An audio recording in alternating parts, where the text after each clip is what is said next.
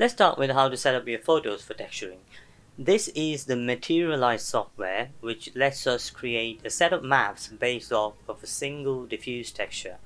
A link is in the description for you to download this free software. I have one of my finger photos opened up, which I did by clicking O in the diffuse panel and navigating to the location wherever it's saved.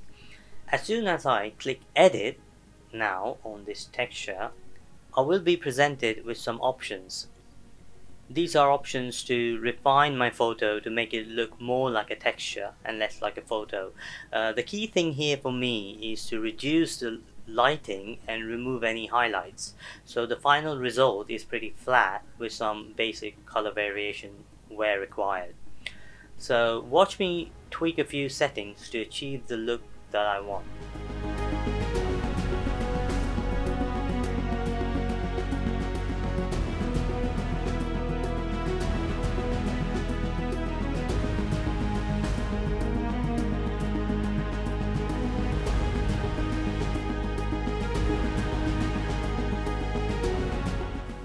That looks good. Now I could slide and see how far I came, and once I'm happy I would go ahead and click set as diffuse. So this will be my new diffuse texture.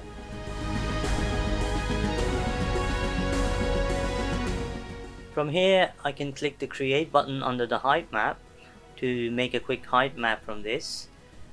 Notice the default is set to use the original photo with all the highlights that we don't want. So we need to change that so it sources the height map from the new diffuse texture that we just created.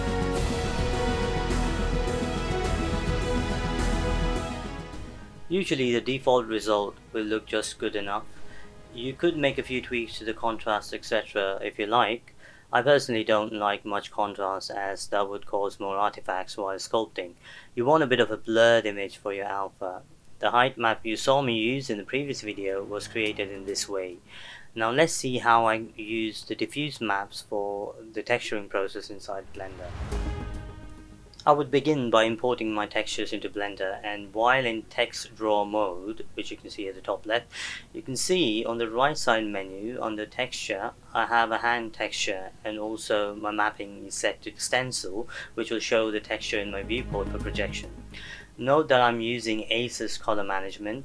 A link in description takes you to the original tutorial which I used to set up my Blender for ACES. I've had to increase my saturation for the texture to appear correctly in viewport. It's just about aligning my image and projecting from here on in. I'll time lapse this part and come back to the texturing of the scars in a bit.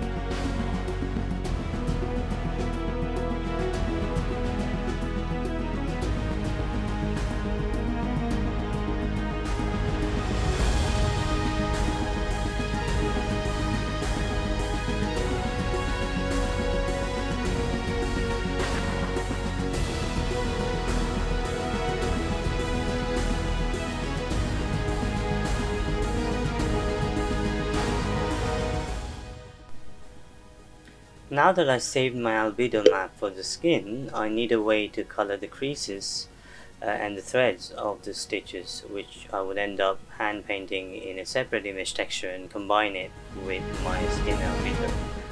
First, I tried baking a displacement map and used that to create a mask. To do this in Blender, I will need to create a new image texture like so and set it to non-color. Since we're using ACES, we must also select role data for the color space for any non-color information. Before doing the baking, we need to save this image as a UDIM file, which I did.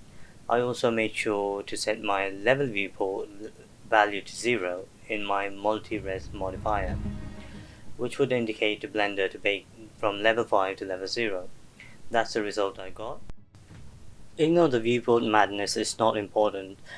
I used the same method to bake a normal map, which is plugged into the material to get the result that you see in the viewport now.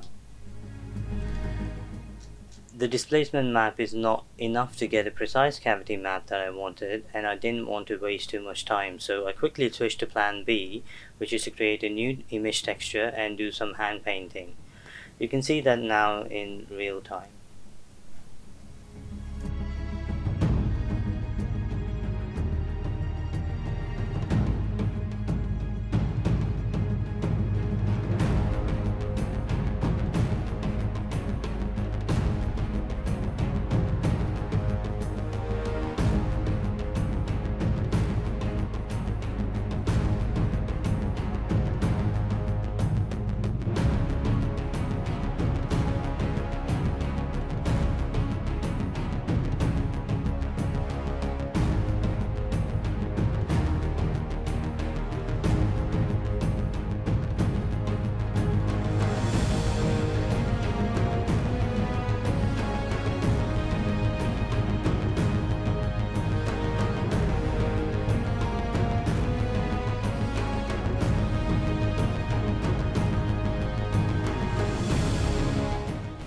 So I eventually got to this point, and now I'm painting those thread marks, as you can see.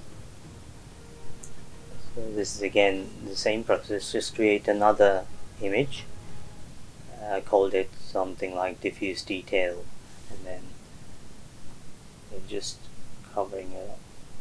Well, actually no, this isn't the same map. As you can see here, this is how I combine the map. So that's the top one is the skin, the bottom one is the threads plus the blood, and then I bake the final image using cycles, like so, using those settings right there, and that's how I got my final diffuse map.